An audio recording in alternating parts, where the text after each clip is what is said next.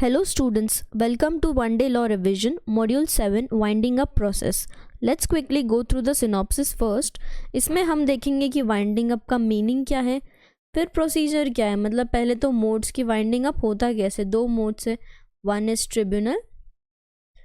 और एक दूसरा वॉलंटरी वाइंडिंग अप, मतलब कंपनी खुद से वाइंडिंग अप कर रही है। फिर हम ट्रिब्यूनल के इसमें प्रोसेस देखेंगे, कॉन्सिक्वेंसेस देखेंगे कि वाइंडिंग अप ऑर्डर पास होने के बाद क्या कॉन्सिक्वेंसेस होते हैं। फिर कंपनी का लिक्विडेटर कौन है, उसका अपॉइंटमेंट कैसे होता है, लिक्विडेटर के रिपोर्ट्स, फिर कंपनी की प्रॉपर्टी पे किसका कस्टडी है, कंपनी का डिसोल्यूशन, अगर वॉलंटरी वाइंडिंग अप है तो उसका प्रोसेस क्या है, इंसॉल्वेंसी का declaration, procedure for voluntary winding up और फिर appointment of liquidators. So let's get started. Winding up is a mean by which dissolution of a company is brought about. क्या बोला है, वाइंडिंग अप क्या है, डेफिनेशन देख रहे हैं हम, वाइंडिंग अप का मीनिंग देख रहे हैं। ये एक ऐसा प्रोसेस है जहाँ कंपनी का डिसोल्यूशन होता है, मतलब उसके एसेट्स आर रियलाइज, मतलब हम एसेट्स को बेच के रियलाइज करेंगे और उस पैसों से हम जो डेट्स है कंपनी की लायबिलिटीज है वो पे करेंगे।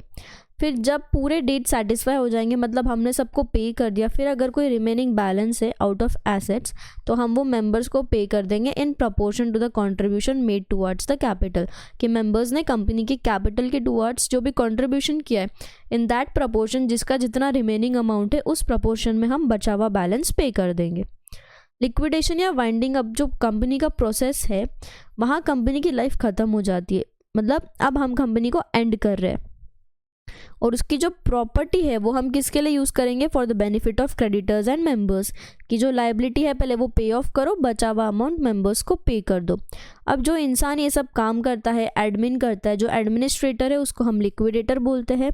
उसका अपॉइंटमेंट होने के बाद वो कंपनी का पूरा कंट्रोल ले लेता है, कंपनी के सारे एसेट्स कलेक्ट करके बेचता है, उसमें से लायबिलिटीज़ पे ऑफ करता है और फिर जो बचा हुआ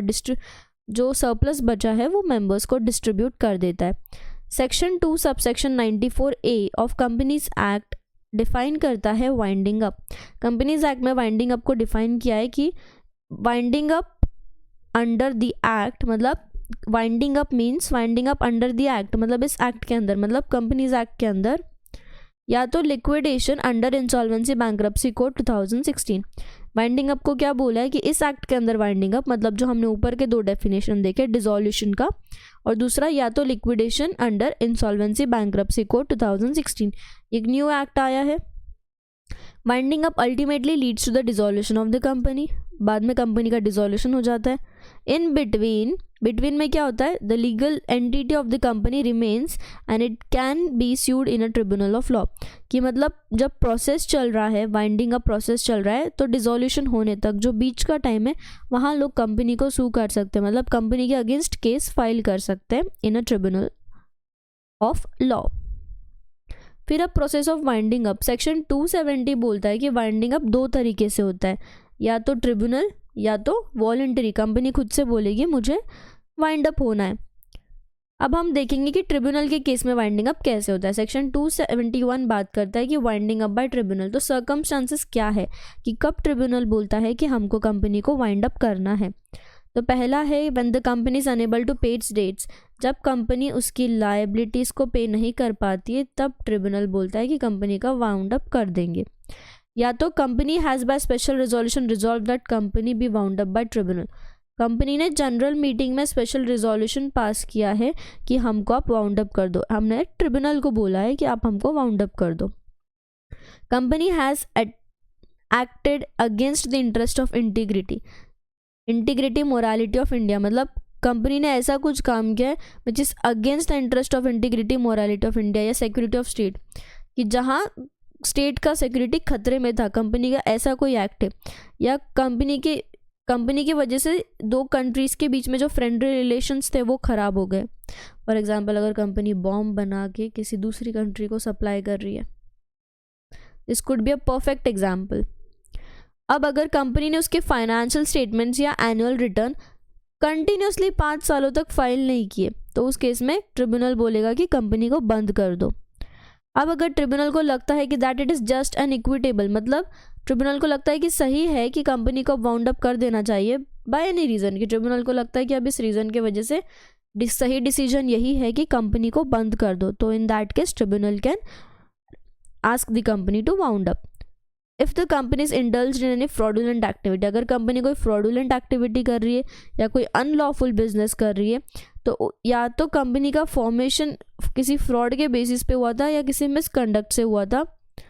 तो उस केस में ट्रिब्यूनल बोलेगा कंपनी को वाइंड अप कर दो।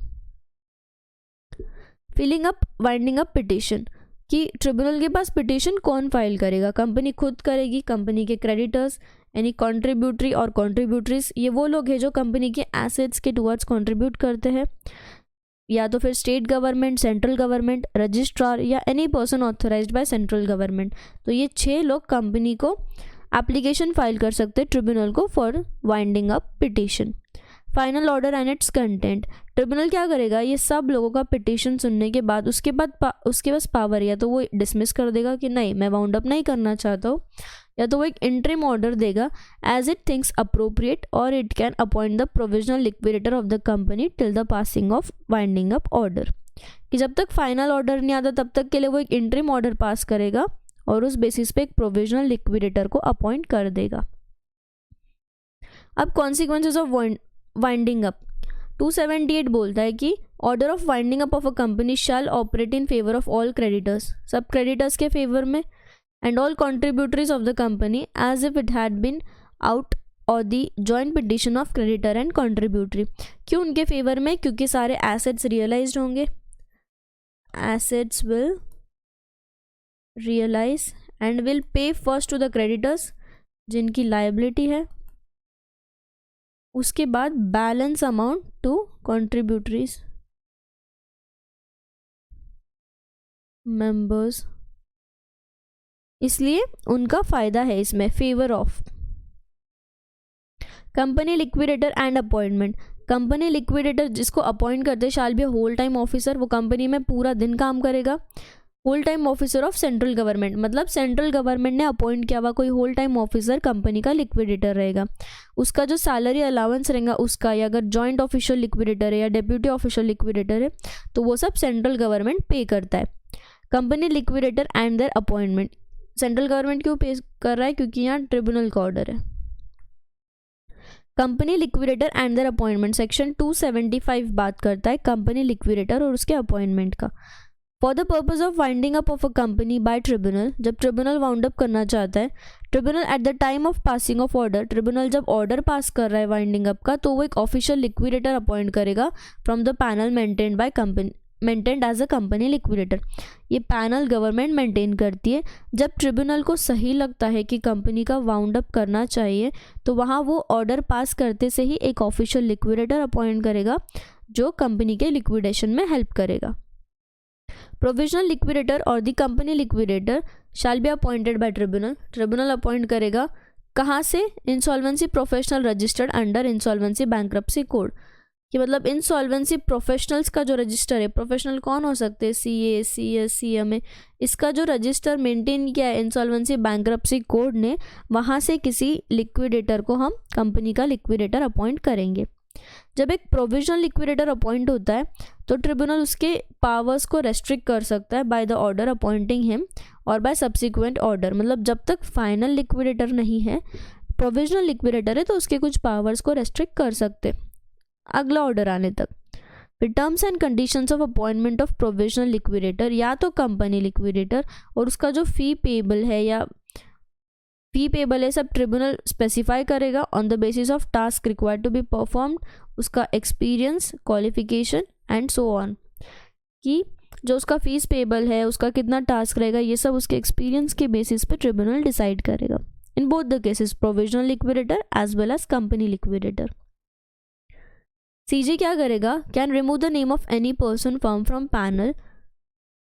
अगर CG को लगा कि जो लिक्विडेटर है या जो लिक्विडेटिंग फर्म है जिसको हमने एज अ लिक्विडेटर अपॉइंट किया, अगर वो मिसकंडक्ट कर रहे या फ्रॉड कर रहे या मिसफियांस या ब्रीच ऑफ ड्यूटी, तो CG क्या करेगा, उनको रिमूव कर देगा from the panel. But before removing उनको reasonable opportunity of being heard मिलेगा, उनको चांस मिलेगा कि उन्होंने ऐसा गलत क्यों किया। On appointment such liquidator shall file a declaration, जब भी प्रोविजनल लिक्विडेटर या कंपनी लिक्विडेटर का अपॉइंटमेंट होगा तो वो एक डिक्लेरेशन फाइल करेगा। कब, विद इन 7 days, मतलब डेट ऑफ अपॉइंटमेंट से 7 दिन के अंदर वो एक डिक्लेरेशन देगा डिस्क्लोजिंग कॉन्फ्लिक्ट ऑफ इंटरेस्ट, उसका कोई कॉन्फ्लिक्ट ऑफ इंटरेस्ट है या लैक ऑफ इंडिपेंडेंस है in respect to the appointment, कि अपॉइंटमेंट को लेके उसका कोई कॉन्फ्लिक्ट ऑफ इंटरेस्ट है या वो इंडिपेंडेंट नहीं है, तो उसको वो डिक्लेरेशन फाइल करना पड़ेगा with the tribunal and such obligation shall continue throughout the term of his appointment. फिर जब वाइंडिंग अप का ऑर्डर पास करता है tribunal, a provisional liquidator appointed under 273 as the company liquidator for the conduct of proceeding of winding up, कि अगर winding up order आ गया तो अब तो कंपनी लिक्विडेटर है, तो उस केस में जो प्रोविजनल लिक्विडेटर है वो कंपनी लिक्विडेटर के जैसे सारे प्रोसीडिंग्स कंक्लूड करेगा। Report of the liquidator, submission of report by company liquidator. जब ट्रिब्यूनल ने वाइंडिंग अप का ऑर्डर दिया या कंपनी लिक्विडेटर को अपॉइंट किया, तो कंपनी लिक्विडेटर 60 डेज के अंदर ट्रिब्यूनल को एक रिपोर्ट सबमिट करेगा जिसमें नीचे दिए वाले पर्टिकुलर्स रहेंगे, क्या कि कंपनी के एसेट्स का नेचर, डिटेल कंपनी के एसेट्स इंक्लूडिंग वो एसेट्स का location, value, cash balance in hand, bank, negotiable securities etcetera, amount of capital issued, subscribed, paid up, existing contingent liabilities, name, address, occupation of creditors, फिर secured unsecured debt, मतलब ये सारे liability part चल रहा है, debt due to the company and name address of the operation from whom they are due, debt due to the company मतलब ये अपने लिए एसेट है, guarantee if any extended by the company, list of contributories और उनसे कितना amount आना बाकी है, details of trademarks and intellectual property, details of subsisting contract, joint ventures, collaborations if any, ये सारे डिटेल्स वो 60 डेज के अंदर एक रिपोर्ट में ट्रिब्यूनल को सबमिट करेगा।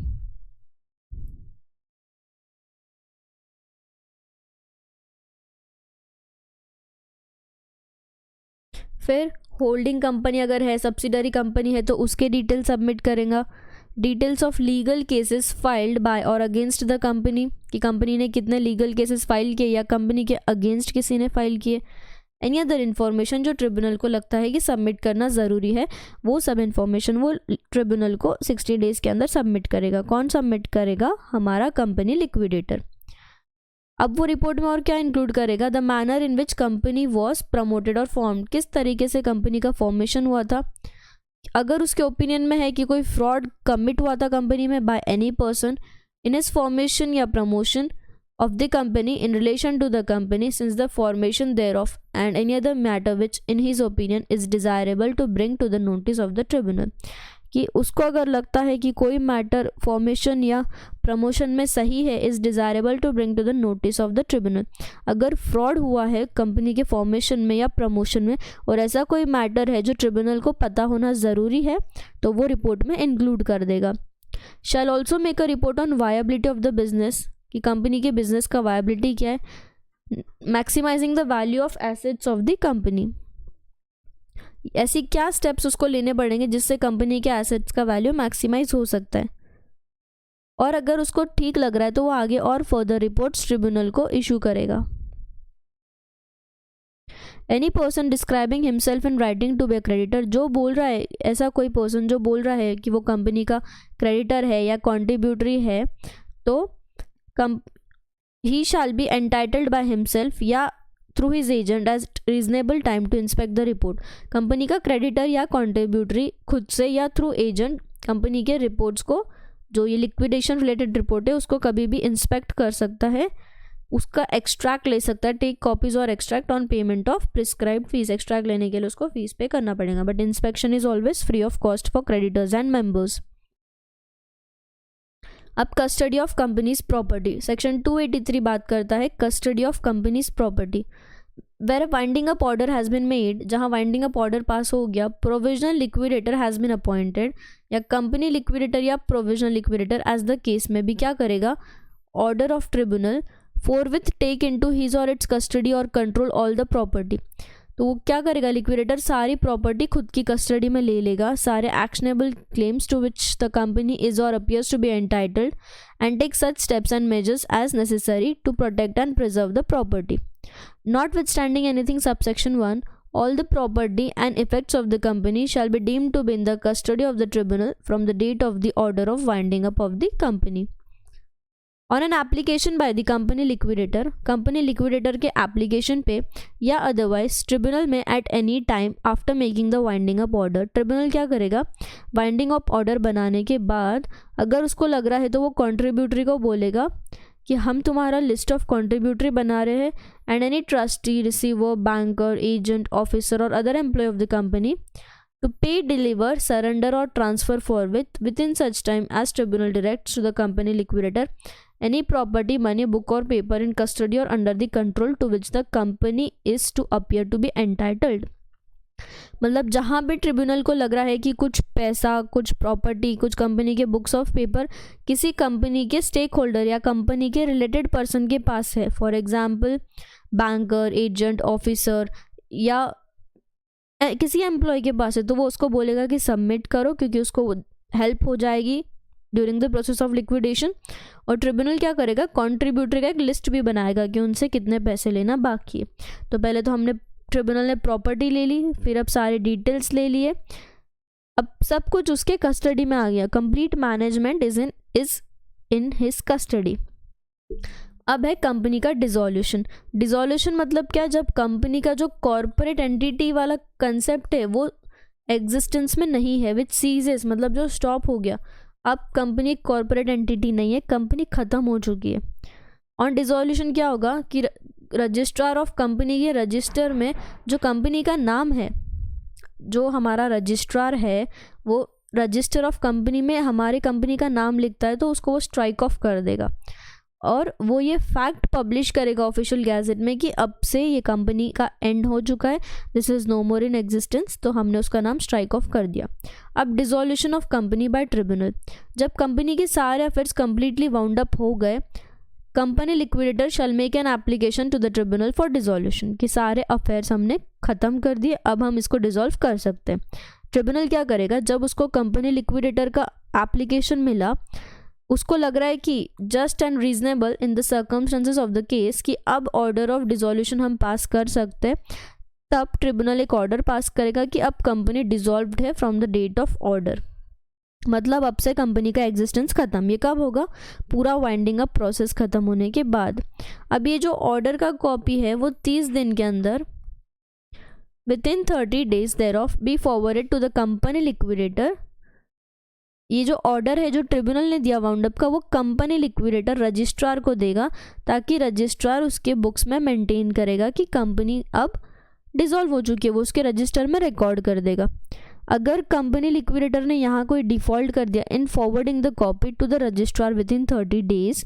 तो फिर कंपनी लिक्विडेटर को फाइन है, punishable with fine which may extend to 5,000 for per day which the default continues. मतलब जो 30 दिन के अंदर उसने रिपोर्ट ऑर्डर सबमिट करना था, अगर उसने नहीं किया तो उसके बाद से हर दिन उसको 5-5 हज़ार रुपये का फ़ाइन चढ़ेगा, जब तक वो डिफ़ॉल्ट कंटिन्यू है, मतलब जब तक वो इन्फॉर्म नहीं करता। वॉलंटरी वाइंडिंग अप, अब अगर शेयर होल्डर्स को लगता है कि कंपनी को हमने वॉलंटरीली वाइंड अप करना चाहिए तो वो एक रिजोल्यूशन पास करके कर सकते। If the company is insolvent, share holders may trigger a winding up to avoid bankruptcy. In some cases personal liability for the company's debts, कि कहीं कहीं शेयर होल्डर्स की पर्सनल लाइबिलिटी होती है तो बैंक्रप्ट होने के पहले ही वो कंपनी को इंसॉल्वेंट कर देंगे ताकि लाइबिलिटीज़ और ना बढ़े। Even if it is solvent, share holder को लग सकता है कि objectives have been met and अब कंपनी के ऑपरेशंस बंद कर देने चाहिए, कि कंपनी को किसी पर्पस से हमने फॉर्म किया था, अब वो जो ऑब्जेक्टिव्स है वो फुलफिल हो गए, तो अब कंपनी का वाउंड अप कर देते हैं। तो circumstances in which company can be wound up voluntarily, कब कर सकते, कंपनी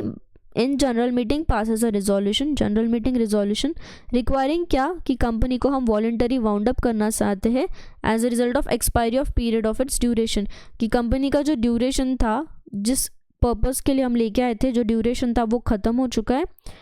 एंड ये आर्टिकल में फिक्स था कि हम जब कंपनी को जिस पर्पस से लेके आए, जिस पीरियड के लिए लेके आए, अगर वो ख़त्म हो गया तो हम डिसॉल्व कर देंगे, तो उस केस में वॉलंटरी वाइंड अप हो सकता है। या तो अगर कंपनी ने स्पेशल रिजोल्यूशन पास किया कि हम वॉलंटरी पास होना चाहते हैं, अगर पहले से आर्टिकल में था तो कि हम पर्टिकुलर पीरियड के बाद एक्सपायर करेंगे तो general meeting ordinary resolution, but पहले से नहीं था और अब कंपनी अगर वॉलंटरीली वाइंड अप करना चाहती है तो जनरल मीटिंग स्पेशल रिजोल्यूशन। अब declaration of insolvency, application of insolvency rules in winding up of insolvent companies, section 325 of Companies Act 2013. In the winding up of an insolvent company, जो company insolvent है उसका winding up है, same rule shall prevail and be observed with regard to dates provable, valuation of annuities, future and contingent liabilities, मतलब ये liability हो गया, date हो गए, ये contingent liability, futures, respective right of secured and unsecured creditors, जो भी force में है under the law of insolvency with respect to state of person adjudged insolvent. All person under subsection 1 मतलब date, liability, contingent liability, creditor to prove and receive dividend out of the assets of the company under winding up and make such claim against the company as they are entitled to make. कि वो कौन सा claim करेंगे जो they are in fact actually entitled to claim, जितना पैसा बाकी है उतना claim करो। Procedure for voluntary winding up, क्या होगा, प्रोसीजर क्या है वॉलंटरी वाइंड अप का, एक बोर्ड मीटिंग कंडक्ट करो विद 2 डायरेक्टर्स मिनिमम और एक रिजोल्यूशन पास करो कि हम डायरेक्टर्स को लगता है that company has no debt और it will be able to pay its debt after utilising all the proceeds from sale of assets. तो कंपनी ने एक नोटिस दिया कि हम जनरल मीटिंग बुला रहे हैं, उसमें एक एक्सप्लेनेटरी स्टेटमेंट अटैच किया, फिर जनरल मीटिंग ने ऑर्डिनरी रिजोल्यूशन पास किया for the purpose of winding up by ordinary majority, या तो जनरल मीटिंग का स्पेशल रिजोल्यूशन पास किया बाय 3/4 मेजॉरिटी। तो winding up shall be started from the date of passing of resolution. अब एक meeting होगी creditors की रिजोल्यूशन पास होने के बाद, majority creditors are the opinion कि वाइंडिंग अप ही बेनिफिशियल है तो फिर कंपनी बाउंड अप हो सकती है। अब रिजोल्यूशन पास होने के 10 दिन के बाद, विद इन 10 डेज, 10 दिन के अंदर हमको ये नोटिस रजिस्ट्रार को फाइल करना है ताकि हम लिक्विडेटर को अपॉइंट कर सकें। 14 दिन के अंदर 14 days of passing of resolution give a notice of resolution in the official gazette और न्यूज़पेपर में advertisement. 30 days from the date of meeting, file certified copy of ordinary special resolution passed in general meeting to registrar. फिर wound up the affairs of the company and prepare the liquidator's account. Conduct a general meeting of the company. General meeting में pass a special resolution for disposal of books, necessary documents, company के affairs. फिर अब company का wound up होगा। फिर 15 दिन के अंदर एक final general meeting होगी, फाइनल जनरल मीटिंग, जहां हम अकाउंट्स के कॉपी सबमिट करेंगे कि ट्रिब्यूनल को कि कैसे कंपनी के एसेट्स को रियलाइज करके हमने कंपनी की लाइबिलिटीज पे किए। If the tribunal is of the opinion कि अकाउंट्स प्रॉपर है और सब नेसेसरी कंप्लायंस है, तो ट्रिब्यूनल क्या करेगा, सारे कंप्लायंस से प्रोसेस खत्म हो गया तो एक ऑर्डर पास करेगा dissolving the company within 60 days from the date of receiving the application. मतलब 60 डेज के अंदर ट्रिब्यूनल डिसॉल्व करने का ऑर्डर पास कर देगा। फिर liquidator would file a copy of order to the registrar, जो ट्रिब्यूनल से ऑर्डर आया वो लिक्विडेटर रजिस्ट्रार को फाइल कर देगा। फिर जो ऑर्डर मिला है after receiving the order, the registrar क्या करेगा, रजिस्ट्रार के पास ऑर्डर गया, ट्रिब्यूनल ने ऑर्डर पास किया, लिक्विडेटर ने रजिस्ट्रार को दिया, रजिस्ट्रार वो ऑर्डर को पब्लिश करेगा इन द ऑफिशियल गैजेट कि अब कंपनी डिसॉल्व हो चुकी है और खुद के रजिस्टर से कंपनी का नाम स्ट्राइक ऑफ कर देगा। अपॉइंटमेंट ऑफ लिक्विडेटर, लिक्विडेटर का अपॉइंट तो ट्रिब्यूनल करता है बट अगर वॉलंटरी है तो कंपनी करती है। तो इस केस में NCLT, national company law tribunal, appointed so that he can understand the current position of the company and take measures to complete the ongoing project. He looks into finances of the company so that creditor, shareholder, debenture holder etc. get paid. अब उसके powers और duties क्या है, to carry on the business, to complete effort to complete the subsisting contract, कि उसको efforts लेने की जो कंपनी के अधूरे contracts है जो चल रहे हैं उसको complete करे, to do all acts, execute all documents, deed, receipts and other documents, कंपनी के मूवेबल इमूवेबल प्रॉपर्टी से डील करना, सेल कर देना undertaking as a going concern, जो क्रेडिटर्स के क्लेम है उसको सेटल करना, कंपनी के रिकॉर्ड्स फाइनेंशियल स्टेटमेंट्स को इंस्पेक्ट करना, कंपनी के जो नेगोशिएबल इंस्ट्रूमेंट्स है वो सब अब लिक्विडेटर साइन करेगा। He can call for the help of an expert, चाहे तो एक्सपर्ट्स की मदद ले सकता है, for example lawyer, CA etcetera, अगर डिफ़िकल्टीज है तो। So this topic ends here. Let's quickly go through the synopsis once again. हमने क्या देखा कि वाइंडिंग अप क्या होता है कि कंपनी की जब लाइबिलिटीज़ बढ़ जाती है एंड कंपनी को लगता है कि अब हमारा बिजनेस ख़त्म करना चाहिए, तो कंपनी एसेट्स को रियलाइज़ करके लाइबिलिटीज़ को पे ऑफ कर देगी। बचा हुआ जो अमाउंट है वो प्रपोर्शनेट अमाउंट में मेंबर्स को मिल जाएगा एंड उसके बाद पूरा प्रोसेस होने के बाद कंपनी डिसॉल्व हो जाती है। प्रोसीजर देखा, मोड्स देखा, ट्रिब्यूनल वाइंडिंग अप कर सकता है, वॉलंटरी भी हो सकता है। ट्रिब्यूनल बाय एप्लीकेशन करेगा कुछ सर्कमस्टांसिस में। फिर उसके कॉन्सिक्वेंसेस देखे, कंपनी लिक्विडेटर, उसका अपॉइंटमेंट, रिपोर्ट ऑफ लिक्विडेटर कि कैसे लिक्विडेटर का रिपोर्ट ट्रिब्यूनल को जाएगा, ट्रिब्यूनल चेक करेगा, फिर डिसोल्यूशन का ऑर्डर पास करेगा। डिसोल्यूशन का ऑर्डर लिक्विडेटर को मिलते से वो रजिस्ट्रार को देगा, फिर रजिस्ट्रार कंपनी को डिसॉल्व कर देगा और उसके रजिस्टर में नाम स्ट्राइक ऑफ कर देगा। फिर custody of company's property, company dissolution, फिर वॉलंटरी वाइंडिंग अप अगर कंपनी का बिजनेस ख़त्म हो गया या मेंबर्स को लगता है, क्रेडिटर्स को लगता है कि कंपनी का वाउंडिंग अप होना चाहिए, तो उस केस में वॉलंटरी वाइंडिंग अप। फिर इंसॉल्वेंसी डिक्लेरेशन, फिर procedure for voluntary winding up, फिर अपॉइंटमेंट ऑफ लिक्विडेटर, उसके ड्यूटीज़, उसके पावर्स। हमने ये सारे पॉइंट इस मॉड्यूल में कवर किए हैं। I hope you understood the topic. Thank you.